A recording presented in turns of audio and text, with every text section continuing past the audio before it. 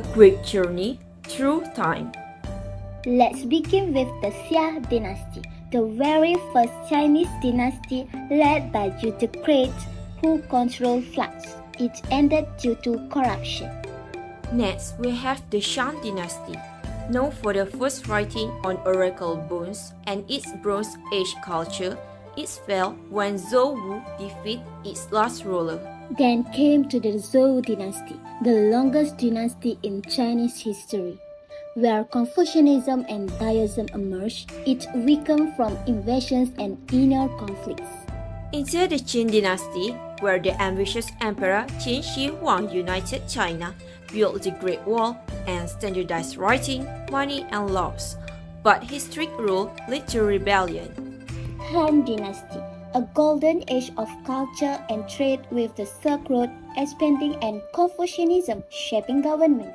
It fell due to corruption and revolts. Fast forward to the Republic period, when the era of dynasties ended and foreign influence grew. After the Communist Revolution, Mao Zedong reformed the People's Republic of China, later transformed into economic power by Deng Xiaoping. The Hokkien community, originating from Fujian province, were skilled seafarers. Their choppy letters connected families and supported Southeast Asian economies. The Chinese migration into Malaysia chronology can be categorized into three significant waves. The first one, which happens around 1459 Common Era, where Princess Hang Lipo was sent from China to wed the King of Malacca, Sultan Mansur Shah. And from this era onwards, birthed a network known as Chinese Peranakan or Baba Nyonya. The second wave happened around the mid-19th century, where a large number of Chinese migrants came to Malaysia and worked as coolies under Kang Chu's system for a better life.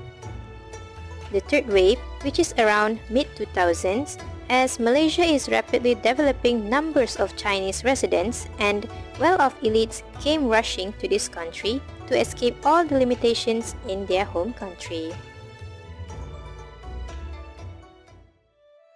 The Chinese migration into Malaysia is caused by three factors, including economic factor, social factor, and politic factor. The Chinese people migrated to Malaysia was because of the rapid economic development in Malaysia. The British have encouraged the arrival of large numbers of Chinese immigrants. Natural disasters have caused sufferings to the villagers who lived in China, which causes food shortages. The increase in population and opening of new lands caused insufficient agricultural yield. Therefore, the Manchu government in China demanded higher taxes to cover administrative expenses, which resulted in most farmers losing their lands and migrating to other countries. The Kang Chu system was introduced by the Menggong Daeng Ibrahim in Johor, which encourages Chinese people to move and settle in Johor. Credit ticket system is another system to bring Chinese laborers into Malaysia. Chinese immigrants who want to enter Malaysia will be gathered by a leader, also known as a kehtao. The immigrants who are coming to Malaysia, called singkeh, are placed under the supervision of the nakoda or labor agency, and they will receive payments from employers for each immigrant. Development of Chinese people in Malaysia. In 1459, Princess Hang Lipo arrived in Malacca. She brought a total of 500 concubines with her. They stayed in Bukit Chin. The largest group was the Hokkien that opened retail businesses in Negeri-Negeri Selat, Penang, Malacca, Singapore, while the Kanto and Hakka people involved in agriculture and mining in other states. 1780 in Penang, Chinese immigrants brought by Francis Light to work at mud. They were in tin mines at Sungai Ujung Straits, Negeri Sembilan, Sungai Pahang and Lembing area in Pahang, Kinta, Larut, Taiping and Kampung Ting in Perak, Klang district in Selangor and the South Kedah region in Kuala Muda and Kulim. In the 19th centuries, there also gold mine work by the Chinese immigrants in Pahang at Bentong, Kelantan, Injeli, Terengganu, Negeri Sembilan at Johor and Gemencing. The Fujian labourers planted rubber trees in Kuala Kangsar, Perak. In 1902 to 1903, the first rubber estate was developed in Malacca. Chinese immigrants consisting of planters have entered Johor, especially in the river areas that lead to the Straits of Johor. In 1860, 1,200 gambir and black pepper farms were cultivated. Key drivers of Chinese civilization in Malaysia. How has Chinese civilization influenced in Malaysia? Firstly, descent. Chinese immigrants in Malaysia form strong family-based system such as the Hokkien, Cantonese, and Hakka clans. The groups provide social support and sense of identity. Second is marriage. Intermarriage between Chinese immigrant and local Malays led to emergence of Peranakan Berbangunnya culture. This unique blend created a distinct subculture with influences in cuisine, clothing, and language. Lastly, diplomatic relation. Historical diplomatic relation between Malaysia and China trace back to Admiral Zhenghe's voyage during the Ming Dynasty. His 15th century expedition to Malacca established trade and diplomatic ties, promoting peaceful exchange. Here is statistic of Malaysia's population in the third quarter of 2024, where Chinese percentage is 22.4%. There are many Chinese ethnic groups in Malaysia. The first one is Hokkien, form the largest tribe in Penang, Kedah, Melaka, Terengganu, Kelantan, Selangor, especially in Klang. Hokkien is also spoken in Kuching, Sarawak. Next is Teochew, concentrated in parts of Penang, most of the islands in Sabah and southern Johor, especially Johor Bahru and Pontian. Moving on to Fuzhou, they can be found in Setiawan, Sepang, Sibu and Sarike and was brought in by Chinese Christian missionary groups. Hakka form the largest dialect group in East Malaysia, parts of Johor especially in Kulai and Selangor. The Hakka tribe also found in Penang, Johor Bahru and Perak.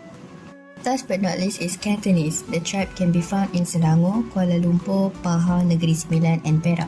Sandakan used to be called as Little Hong Kong, as it known as the second home for immigrants from Guangdong.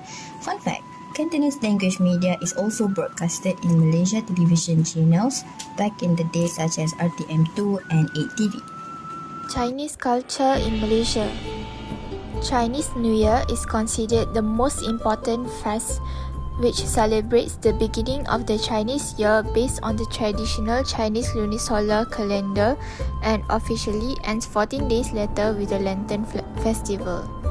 Mid-Autumn Festival or Mooncake Festival is usually celebrated with mooncakes and family gatherings.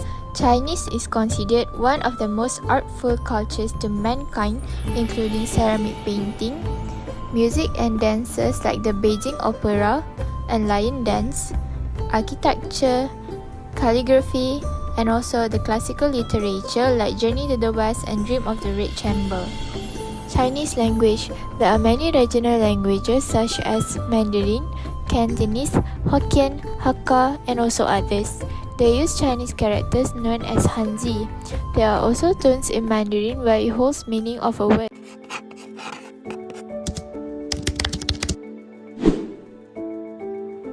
May 1969 incident in Kuala Lumpur.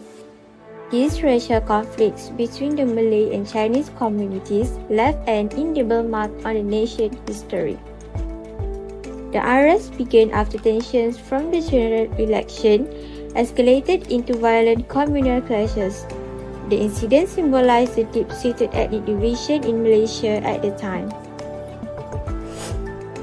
The conflict claims 196 lives and left 149 others injured. The majority of the fatalities were from the Chinese community, highlighting the deep ethnic division that fueled the violence. The Larut War, a series of four conflicts from 1861 to 1874, erupted in Taiping as Chinese secret societies battled for control over lucrative in mines. First Larut War in 1861 began over water route disputes, with British intervention restoring peace. In 1865, the Second War saw a gambling dispute escalate into violence, disrupting trade and leading to British fine and exile. The Third War, from 1871 to 1872, was sparked by personal vendettas, escalating into a civil war involving Malay royals.